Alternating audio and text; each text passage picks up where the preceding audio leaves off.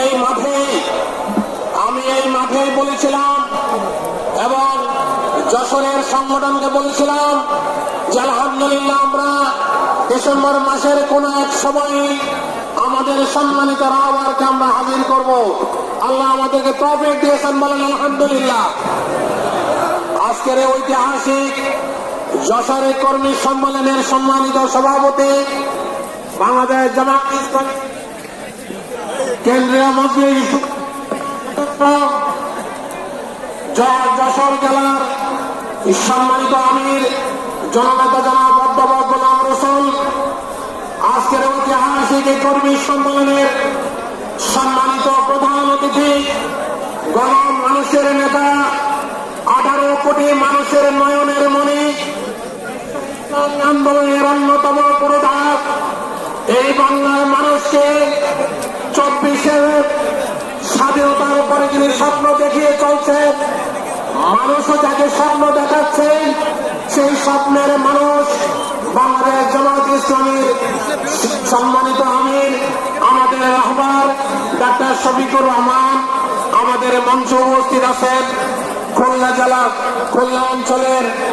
সম্মানিত অঞ্চল পরিচালক, বাংলাদেশ জামাত ইসলামীর সাংগঠনিক সেক্রেটারি জনাব মুহাদ্দিস আব্দুল খালেক,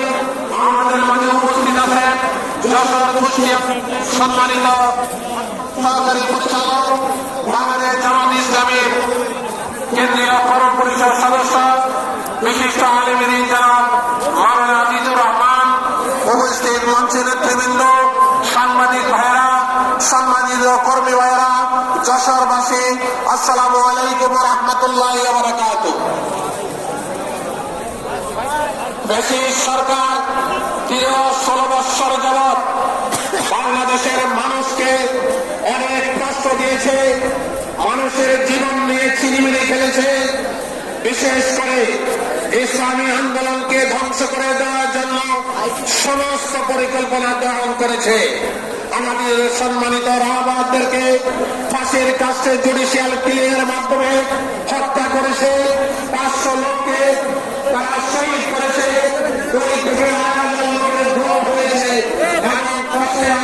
পূর্বে প্রায় 20 থেকে 25 হাজার মানুষকে তারা গ্রহণ করেছে, তারা নির্যাতন করেছে, তারা হত্যা করেছে, তারা তাদের জীবন আগস্টের পরে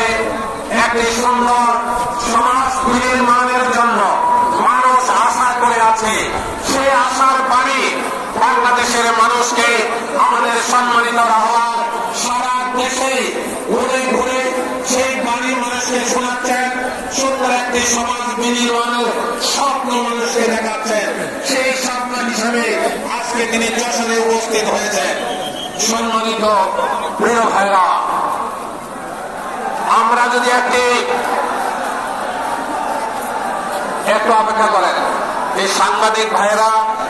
তারা তো তাদের দায়িত্ব পালন করছে, তাদেরকে একটু দায়িত্ব পালন করতে দেন, প্লিজ দায়িত্ব পালন করতে দেন।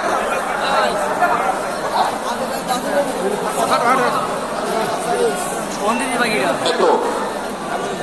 এই আওয়ামী সরকার